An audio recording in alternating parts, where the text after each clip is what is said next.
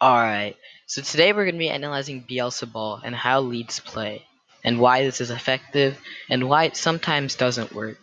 So, the Leeds philosophy is that they have to press from the start. Let's take a look at basic pressing here.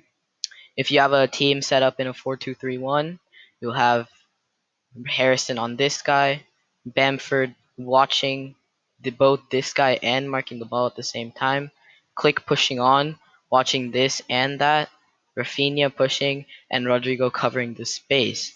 So if they switch the ball out, Rodrigo can push to here, Bamford, Click, Rodrigo, Rafinha, this is all basic pressing.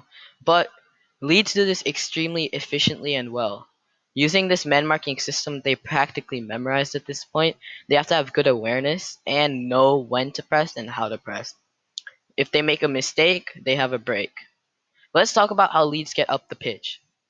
Leeds like to commit both their fullbacks and their attacking midfielders up the pitch whenever they win the ball back from a press.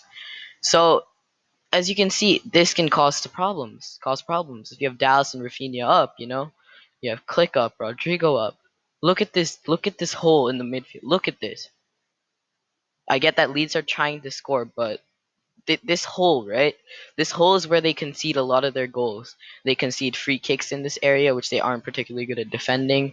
They give opportunities for their opponents to get space, and it makes for a much better game because Leeds get this as well based on the style they play, but it isn't effective when trying to defend.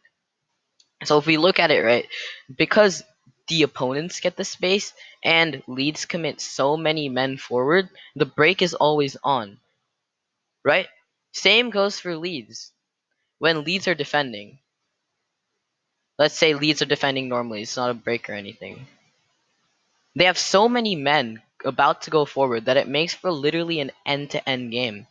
All Leeds games, if you've watched them, are just end-to-end football. You see, Click, Rodrigo, Harrison, Rafinha. They get their man. It's important because the Leeds always play this sort of man marking. They press, they press again, they have space, and they just push up the pitch. They always pressure them so that they try to win the ball back in their opponent's half. That's the philosophy. This is how they score a majority of their goals. They force their opponents to make mistakes and then just come down on their throat. So we analyze the structure. So we took a look at how this defensive structure works. Fullbacks up, Phillips into a back three, Dallas up, Rafinha up, right? Try to see the flaws in this system, right?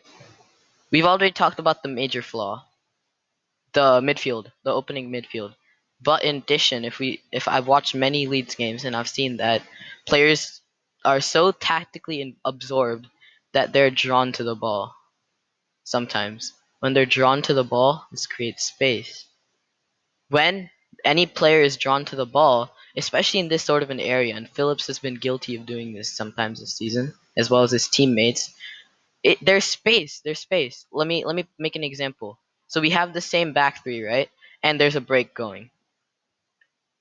Both Phillips and Cooper are attracted. So Ailing has to cover both. He stays here, he watches it, but a good ball is played for someone to get a shot off, right? So, see, defensive wise, it isn't the greatest, but it just makes for a great play. So, last thing I want to talk about is that Leeds are really susceptible to corners, corners and set pieces in general. They just can't defend them. So we get this. So we'll set up a situation. Mind that the players aren't accurate. I'm just showing how this works. So we'll have a man at the man marking front post, a man marking middle, Phillips. Let's say they get people forward, right? So Leeds do something called mixed marking. They mark zonal, front post, and over here, but when it comes to back post, they go man to man. So most teams, when they analyze this, they send two or three people to the front post with them, which attracts a 3v3 with the weaker players, especially when they're not that great in the air. So you can see these players aren't specifically good in the air. So when they eventually go up to try to win a header, they have a 1v1 situation in the back. There's no one zonal marking the back post. It's just the front post. Therefore, leads have been scored on or being threatened by corners like all of this season. There are different ways they can fix this.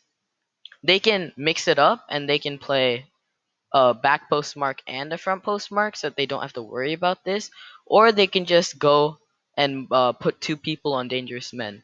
That would work a lot better than the system they have because every single time leads are drawn out by these two runners to the front post, that it's a 1v1 situation for everyone else on the back post. And especially with Leeds' weak aerial ability, this is really bad. So anyway, guys, I hope you enjoyed my analysis of how leads play, and please leave your thoughts down on the comments below and subscribe if you liked it. Thank you.